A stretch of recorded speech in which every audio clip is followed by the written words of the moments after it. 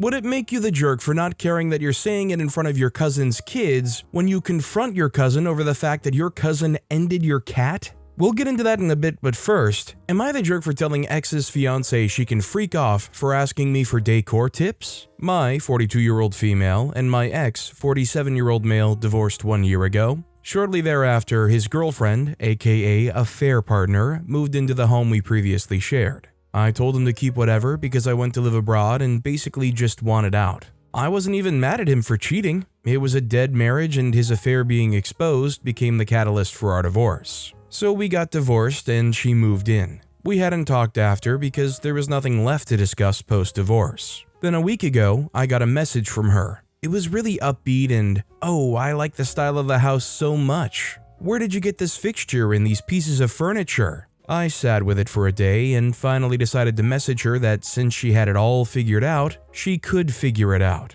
She asked what I meant, and I told her she obviously had everything my ex could ever want and I was the one he didn't want, so she shouldn't try to imitate me. He clearly had a taste for something different. She messaged me back saying that she was trying to pay me a compliment. Then my ex texted me saying we were amicable before and he didn't understand why I was causing an issue now. He's right that we were both over our marriage, but I felt like her trying to take over where I left off aesthetically was too much. My friends and family are divided. Am I the jerk here? Personally, I cannot fault OP for being standoffish in any way to their ex's affair partner. I feel like there's a sizable population that wouldn't even want the message to begin with. Shoot, I would think most people would have the common sense if they were the affair partner to not reach out to the ex. They think some kind of friendship is gonna sprout out of this? Dryad Dwinath wrote, "Sounds like she's trying to make friends," which is pretty messed up to be honest. I would go ahead and block her. And if your cheating ex doesn't have any reason to be able to contact you, like shared assets or children, I would go ahead and block him too. Just because you're not mad or weren't mad that he cheated doesn't mean he didn't do something awful, and it doesn't mean he's a good person to have in your life. Much like his side chick, not the jerk. Also, hi, I'm Steven, and if you guys enjoy getting to decide whether or not all of these people are jerks, why not hit those like and subscribe buttons down below? That said, our next story is, am I the jerk for not giving up my half of my inheritance for my mother because my sister who's a single mom of a profoundly disabled child and needs money more? Note, I'm not in the US, so American laws don't apply here. My 30-year-old female, mother, 63-year-old female, passed away a couple of months ago, following a sudden and unexpected cardiac arrest. She owned a very nice home outright and had a fairly significant amount of savings as both her and my father's retirement savings were in her bank account. My father died 8 years ago at 59 from cancer. My sister Megan, 34-year-old female, is a single mother to 2 sons aged 7 and 5, both of whom have autism, with the youngest being profoundly autistic and will require round-the-clock care for life. She doesn't work and is reliant on her carer payments from the government and child support. Her now ex-husband divorced her because he couldn't deal with his sons, moved to another country, dual citizen, where it's hard for the government to get child support because their government is difficult to work with. My mother's will divided her jewelry equally between us, and that the rest of her estate should be split equally between us. Megan is pressuring me into just taking the jewelry left to me and letting her have both the house and the money, because I need it more because of the boys. You're fine and can work. I want my share and said I won't be giving it up. I'm childless, and I don't plan to have children. I work in legal for a nonprofit, and while I'm far from balling in this economy, I'm able to pay my bills without financial stress. My fiancé is foreign-born. I met her overseas at a concert in early 2018, and we've been going back and forward as much as we can ever since. Remote work helps a lot, and we're in the process of securing her permanent residency on a partner visa here, which is an expensive and time-consuming process. Receiving my share will wipe out what's left of my student debt, allow me to take time off work to get her visa sorted faster, and buy us a small but still nice house outright so we can live without the stress of a mortgage. Not having a mortgage will afford us the ability to live comfortably but not extravagantly, take a holiday every year, and be free of financial stress. It will also pay for a small but nice wedding and to fly her parents and sister out for it. Megan is furious, saying it's selfish, and I can always get a better job if I want a better life and at least I can work, and that I need to have sympathy for her situation. I don't want to give up work I'm passionate about and that gives me good work-life balance to go work 14-hour days in Big Law downtown to service a mortgage. I also feel like, as harsh as it sounds, I shouldn't have to sacrifice for her choices. My fiancé and I have chosen not to have kids. And while I know she didn't choose to have a disabled son, she did choose to gamble on parenthood. Her kids were both planned, and it's not my fault she lost by having a disabled kid and ending up a single mother. I am legally entitled it, and she can't do anything to try and get it. But she's told a few people, and a lot of them say I'm being selfish and should give up my share. Am I the jerk?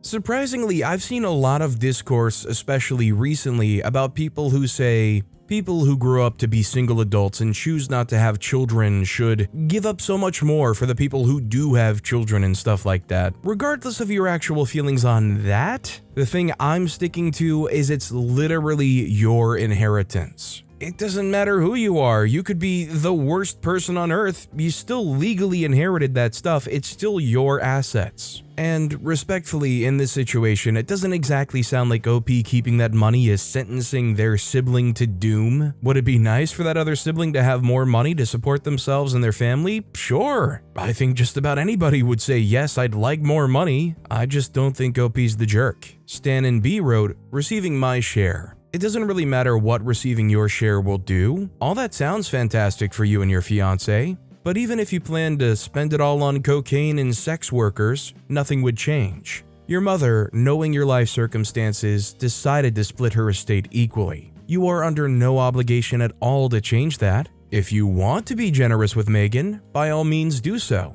But don't feel like you have to weigh the morality of Megan's demands. You don't need any sort of reason to simply take the money and enjoy your life. Sarsippius Jackson added this. Your mother knows all of Megan's and your circumstances and decided it should be split equally. If she had thought Megan should get more, she would. This type of stuff is awful on families, and I lost my sister partly from this type of stuff. And I did better by her than my mom's wishes and still lost her. Do what your mom wishes said, and screw the naysayers. Everyone wants a handout when someone passes, and it often reveals who they really are in the process. Not the jerk totally. Our next story is, am I the jerk for refusing to help my brother after his wife blabbed about my financial situation? A few years ago, I won a lottery and became set for many lives over. Even though my name and winnings were public records, I worked hard to keep it a secret. For the most part, it worked. After verifying my winnings and setting up a trust, I told my family. My plan was to basically help each of my 3 brothers and my parents depending on their needs. My brother Chris and his wife Alice had 3 kids, and I offered to pay for a down payment on a house they wanted. As crazy as it sounds, I was more broke the first year of winning than the year before I won because I was helping my family out. I had one rule for anyone who took money from me: don't tell anyone about my money. Well, Chris and Alice did for clout, and that unleashed a lot of people bombarding me with money requests. These were friends of theirs, friends of theirs, in-laws, etc. Like my brother's brother-in-law asked me to pay for a wedding in St. Lucia because his fiancé wanted one and I met the guy twice in 9 years. Though this happened in 2021, people still bother me constantly for money. I was ticked and cut my brother off. This led to a rift in the family, and I largely became estranged from them. It was unfortunate because I was very close to my nephews and wanted to spoil them. Last week, my other brother emailed me and said Chris has been sick all year and is bedridden and gets specialized care. Something to do with breathing. I said that was sad. He said that Chris and Alice were going to lose the house because Chris hasn't been working. They have 4 kids from age 4 to 15. I told him if he had something to say, then say it. He asked me if I'd help them out by paying their outstanding bills and until they can get back on their feet. I said no. The money isn't the issue, it's my privacy. I have no idea if they'll keep their mouths shut about my helping them. I get painted as a nice rich guy and then I have 10 people bothering me with their problems. You help them once, they'll keep on coming back. It's very funny how people just happen to have financial emergencies when you're helping others out. The other problem is that if my brother does pass, then I don't want Alice getting a house that I paid 20% of. She and I don't get along, and she's the one who put my business out there. She was so certain I would take care of them that she didn't even bother to say, "Thanks for the down payment on our dream house." How bad is their financial situation? Bad. I'd offer to help in other ways, but beggars want to be choosers and negotiate their charity. If anybody's ever seen the movie Bruce Almighty with Jim Carrey, I kind of liken this to that dramatic scene where he receives God's powers for the first time and they're out to eat at a restaurant, and all of a sudden they hear a million voices going off all over the place in their head, sending in prayers. Realistically, you hear, hey, this person just inherited a lot of money, or this person just won a lot of money from the lottery. All of a sudden, anybody that can register on your 6 degrees of Kevin Bacon will pop up. I went on a band trip with you back in high school one time. Can I have $5? I mean, for that guy, what has he got to lose? In the best case scenario, he got $5 out of it. I don't think OP's the jerk here for being upset that they shared that information out that they said was the one thing they can't share. It's the first rule of Fight Club. Broken Story Unread commented, not the jerk. What I will say though is to consider opening up a post-secondary trust for their children that only you have access to for if/when they decide to go to school after 18 years old. Those children should not be collateral damage based on their parents who went against your rules. You can always explain the situation to the children when they're of age. Other than that, your brother and sister-in-law can freak off. The nerve of them to tell everyone and then have you get harassed and viewed as a bank. Your family can step up and help them with their financial situation. If Chris really needed assistance, he would have told you himself, or Alice would have put her pride down, reached out, apologized, and informed you of needing assistance. If that day does come, you can always help Chris and Alice financially, but get a legal contract that requires them to pay you back in full that is signed by all parties. I hope you have everything set in stone, that you look after your well-being, and that you don't allow anyone to take advantage of you. OP responded to that saying, I can't do all that with grown adults and paying thousands to a lawyer to drop a trust and this and that because I'm trying to help people who are trying to take advantage of me. Our next story is, am I the jerk for telling my husband it serves him right when he got food poisoning after not listening to me? So I've, 37-year-old female, always been a little neurotic about food safety. Some of it comes from having worked in restaurants most of my life, but me and my sister also frequently got sick from my grandmother's cooking when we were kids. My husband, 36-year-old male, tends to hand-wave my obsession with food safety. It wasn't a big issue until he started learning to cook in earnest about 3 to 4 years ago. He's no careless buffoon, but when my suggestions are more conservative than Reddit's consensus, he'll get cranky about it. For example, if I suggest that he temp something that is almost certainly cooked through, he'll roll his eyes and do it begrudgingly. 2 weeks ago, as we're unpacking groceries, one of the condiments looks off to me. It's too dark, the oil looks separated, and I strongly suspect it's spoiled. He's the one who buys and eats it, so instead of throwing it away, I point it out to him. Hey, this looks weird and I don't think you should eat it.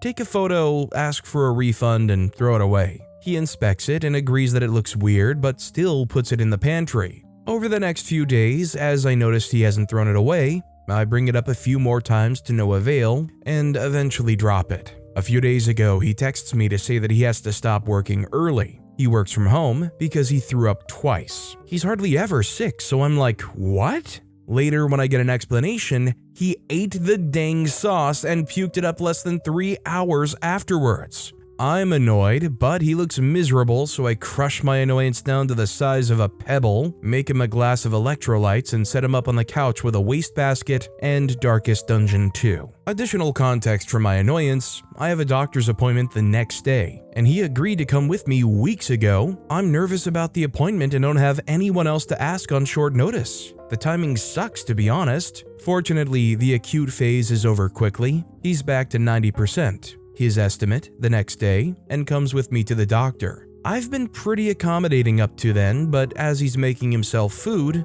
I can't contain it anymore. I wasn't going to say, I told you so while you were sick, but since you're feeling better, I told you that sauce was off, I told you to throw it away, and look what happened. Hope you learned a lesson. An argument follows. His points, he checked the expiration date, fine. He smelled it first, fine. Him getting sick was a fluke. Everything worked out and I'm being a jerk for acting like I knew it would get him sick. My point, I was right. Now we're at a stalemate. If y'all think I was the jerk for kicking him while he was still 10% down, then I promise to apologize. Otherwise, I'm sticking to my guns. I guess, does it actually feel like they're acknowledging OP's concerns here? Or is this the kind of guy who's kind of coming across as, I can't admit that you're right. Therefore, I'm going to find any excuse I can to somehow walk around that and say, well, I still wasn't technically wrong. I mean, when one side is one step away from essentially saying, yeah, I meant to eat that and get sick, it wasn't a big deal, I'm gonna lean towards the other side being right, and in this case, OP being not the jerk. Arsenal Kate commented, not the jerk. He was warned, you're not his mom, he chose to eat it. Maybe the I told you so was a little petty, but you weren't wrong.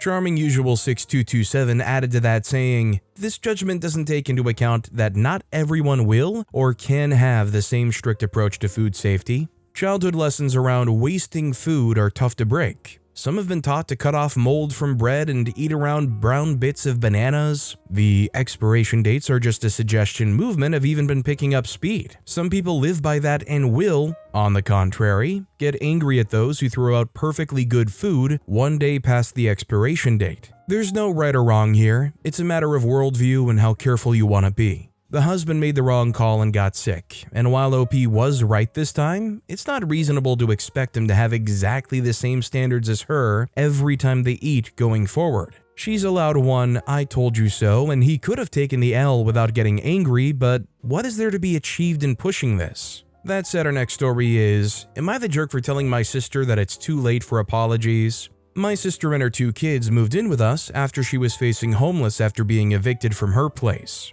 She's become very clingy with me. I have to repeatedly tell her my wife and I are not watching your kids. We gave you a place to stay. We have to constantly remind her to clean up after her and her children and not let her kids destroy things. She's been envious if my wife and I go out and has made comments like, that must be nice if my wife buys new clothes or something designer. She's been repeatedly talked to about this and told to stop. Last night, my wife and I went on a date night to go out and see a live show and get sushi. My sister is waiting up for us close to 1 a.m. and yells at us how we didn't bring her kids something. How it's so mean that we flaunt our lifestyle while her kids are struggling and the least we could do is bring her and her kids home something. It's 1 a.m. Her kids aren't even awake. My sister said she deserves a little treat time to time and more say around the home. My wife flips on her and tells my sister she needs to move out ASAP. She doesn't want her toxic butt in her home anymore. And if she's not out in 30 days, she will be getting the courts and child services involved to remove them from the home. And my wife told my sister how she's a mentally unstable, unfit mother. My sister acted like I would protect her, and she called my wife a bench and saying that I wouldn't let that happen. I told my sister my wife can do as she wants and it's her home too. My sister is the one who made herself unwelcome.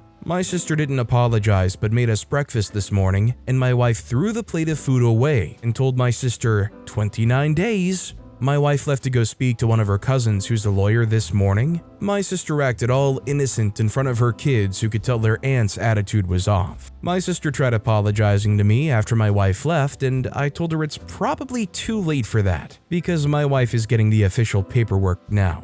I don't think I would be able to tolerate this kind of behavior either. I think if it were a situation where I could help my siblings, I love my siblings, I would love to help them out. But if they're going to be incredibly irritating and absolutely disruptive to not just my personal life but my home life, there's going to be a point where either you become the ultimate pushover and start kind of giving them a bit of your life that they don't deserve to have, or you kick them out. Brilliant Norma commented, not the jerk. Your sister's actions have created a toxic environment in your home. And it's valid that your wife wants her gone. Your wife has every right to set boundaries and feel safe and respected in her own home. Your sister's behavior has been consistently ungrateful, disrespectful, and manipulative. Mildepan added, I wouldn't be surprised if the sister actually thought she would get away with calling the wife a bench and thought, this is it, they get divorced and now he can take care of us. Our next story is, am I the jerk for refusing to personally dress my children in outfits that my husband likes, but I don't?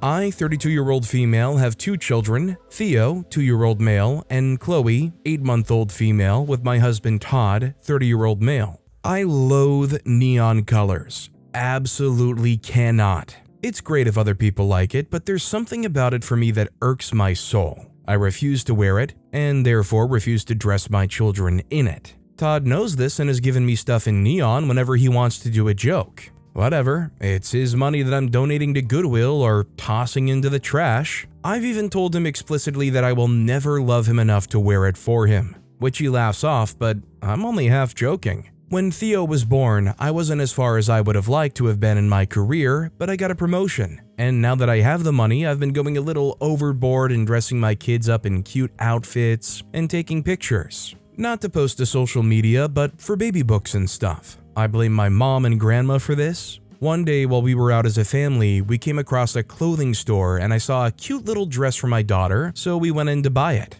While there, on the clearance rack, there was this neon green one piece that caught my husband's eye. He showed it to me and asked if this would fit Theo. I just stared at him and told Todd to look at our son, and then look at what he was holding, and he accurately determined that it was too small, but then said that it would look like it would fit Chloe perfectly. It does look like it would, but I wasn't gonna tell him. Todd asked if we could get it, and I gave a quick and firm no. But when he asked why, I simply said that I wasn't going to dress my daughter in that and told him to put it back. That's what triggered the "she's my daughter too" argument. I just walked away, paid for the clothes I wanted, and went to the car. My husband met us there and he bought the dang thing. I sighed and decided to relent, and Todd felt victorious. Fast forward the next week and we're getting ready to go to a family outing. As I'm getting ready, Todd tells me that he would like Chloe to wear the neon green outfit. And I told him, okay. About an hour later, we're at the door and I ask him where's Chloe,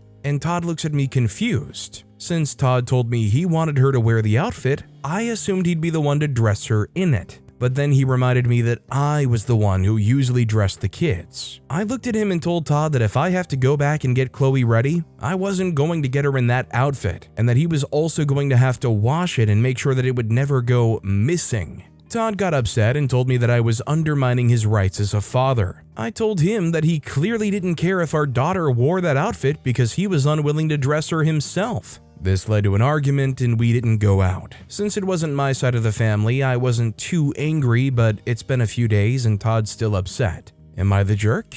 ETA, I was away, but now I'm back and keep seeing the same questions and comments. I'll add some more info. At the store, Todd wanted me to pay for the neon outfit. Not us, just me. In the 2 years that we've been parents, Todd has only dressed Theo 5 times. Never dresses Chloe. Todd doesn't like neon, doesn't own anything neon. Wouldn't stop him if he tried. If my kids grow up to like neon, they can wear neon, but they're going to start doing their own laundry. I do the laundry for the kids, myself, and sometimes Todd. Todd never does anyone else's laundry. Realistically, I think there's a bit of both sides here. I think if Todd really genuinely does want to dress the kids up in neon or whatever, and they want to get the neon stuff, I think it's unfair that when Todd asked if they could get the neon green outfit, OP immediately went no, and then followed that up saying that I'm not going to dress my daughter in that and told them to put it back. Now, at the same time, Todd is also the jerk here for assuming that OP's going to go along with it and dress the kid up. I think it's more than fair that if OP isn't fully into the outfit, that Todd will take the responsibility of putting his daughter, as he so declared, in the outfit and taking care of it. I also just have to point out, I feel like OP's a little overboard about their hatred of neon, saying if my kids grow up liking neon, they can wear neon, but they're gonna have to wash it and take care of it.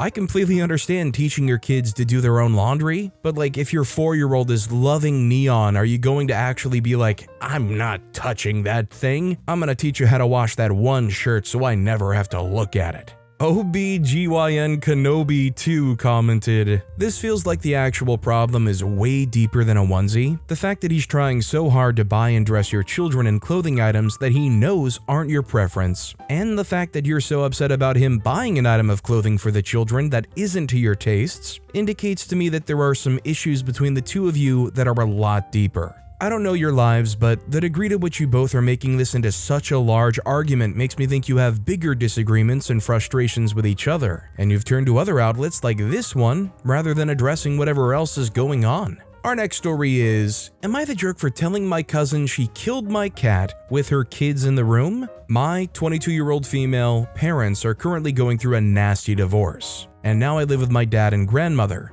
Before my parents split, I had a wonderful cat named Buttons, but my mother refused to let me take her with me. This was hard because I've had her since she was a kitten and she was nearly 10. My parents' divorce has a lot to do with her side of the family, and we recently found out that she moved my Aunt Brenda, cousin Daniela, and her husband and their 3 young kids in. My father is pretty upset about this because he's still paying most of the bills while waiting for the proceedings. Well, apparently Daniela's kids were being very rough with Buttons, and they, mostly her, decided she would be better as an outside cat. I found this out when I went to the home with my grandmother to get some of the stuff I left behind, and she was deceased near the road. I'm not proud to admit that I stormed into the house screaming, which is when I was told why she was outside. The entire family was at the table having lunch, and Brenda stood and started berating me for coming into their house with attitude. That's when I turned to Daniela and told her that she was the reason my cat was dead, and that I hated her. Her kids started bawling as they apparently didn't know yet, and my mother kicked me out of the house and told me I wasn't welcome back. My grandmother went back in and collected my things for me. I'm still very much upset, but I'm also starting to feel awful for doing all of that in front of the kids. They didn't do anything wrong, and I know I probably traumatized them with what I said. I'm still struggling hard, and this is just making it worse. I'll take whatever judgment you have. I just need an outside perspective. Am I the jerk? So obviously this isn't a crime, but I liken this to a crime of passion, if you believe in that kind of thing. I mean, it's one of the most heartbreaking things. You pull up to the house, you're expecting to see Buttons, and you do in the completely wrong way. I mean, I imagine if I were in OP's position, I would be absolutely livid and done with just myself for not being stubborn enough to just take Buttons with me anyway, even though they said no. I mean, if it were me, there would be so much emotion and anger built up inside me. I would do the same exact thing. Honestly, I think the kids will be alright over time. I think you just have to understand why OP did what they did and say, yeah, it's understandable and it's okay. Kitty Bob 2 commented, "The kids will get over it. I'm so sorry about your cat. That is absolutely awful. You're not the jerk."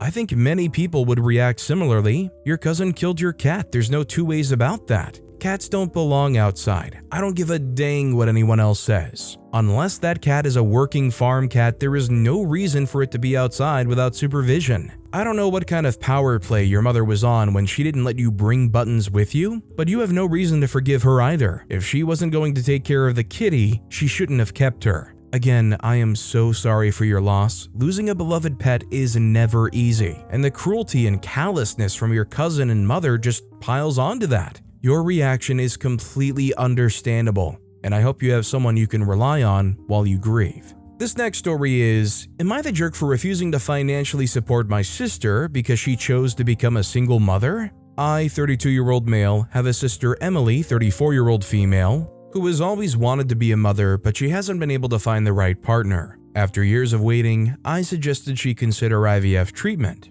I even helped her research the process and find clinics. She loved the idea and decided to go ahead with it. Emily had the financial means to afford IVF on her own, but it meant she had to cut back on creature comforts and luxuries for the foreseeable future. 2 months ago, after her 4th round of treatment, she got pregnant. The whole family is very happy for her, and she's happy too. She didn't expect it to take so many rounds of treatment though, so the bill ended up higher than she was prepared for. She does have enough money to support herself, but not very comfortably. She asked our family for help so she wouldn't have to make even more sacrifices. Our parents are retired and living on a fixed income, so they can't contribute much. This leaves me as her main source of potential financial support. Last week, Emily sat me down and asked me for money. I have no issue with people choosing to be single parents if they can afford it, but I don't believe it's fair to ask others to finance such a personal choice, especially when there are significant long-term financial commitments involved. I have a wife and a newborn son.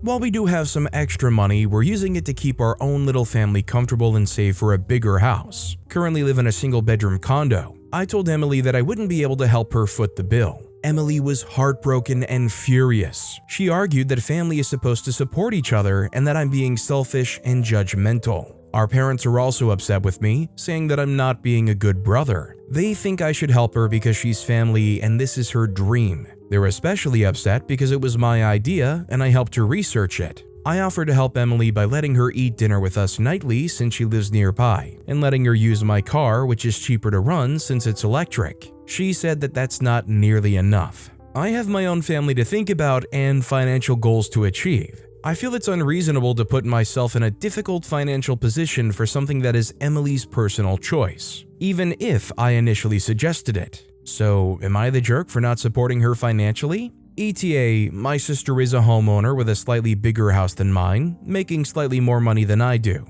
She can absolutely afford a child. She took from savings to pay for the 4th round of IVF, and is rebuilding it as fast as possible by not spending. It isn't like she didn't budget, she just doesn't like being frugal. She also did take me up on the offer to temporarily trade cars and eat dinner with my family nightly. IVF was not my first suggestion. She wouldn't adopt because she wants a biological child. She did not use donor IUI because she wanted PGT done to ensure she'd have a boy because that's what she wanted since high school. I wasn't involved in her treatment or consultation, and I don't agree with her decision. I helped her research because I was trying to be a good brother. I think OP's not the jerk here, and I think it's a little ridiculous to try to pin OP down for being the one suggesting it and then not financially helping them after the fact. It's like telling your buddy, hey, you should buy a boat, and then being upset that you want to hang out on your buddy's boat but you don't want to help them pay for it. That's the whole point of having a buddy with a boat. You just show up when it's convenient, you don't have to take care of it. In all seriousness here, it sounds to me like honestly she can finance this herself. Might be a little rough going for a bit at the start, but OP saying that they're building their savings right back up. Does she really need those handouts? And OP's not the jerk if they don't give them regardless. Head Attention 6008 commented, "Not the jerk for not financially supporting your sister. All of you are significant jerks for encouraging and supporting your sister's dream to be a single parent without considering the costs of IVF plus the costs of raising a child. She's 34 years old. Does she understand what a budget is? Does she have a job that can support 2 or more? A big enough home? Daycare and babysitting plans? Sounds like she has about 7 months to figure it out. Your parents aren't in a position to give her money, but what can they do? Childcare? Share a home so it's cheaper for all of them? You're still working on getting a bedroom for your own child. So what do you guys think? Do you agree? But with that being said, that's all the time we have for today. Now, if you want to hear another absolutely crazy Am I the Jerk Here story, check out that video on the left. Or if you missed my latest video,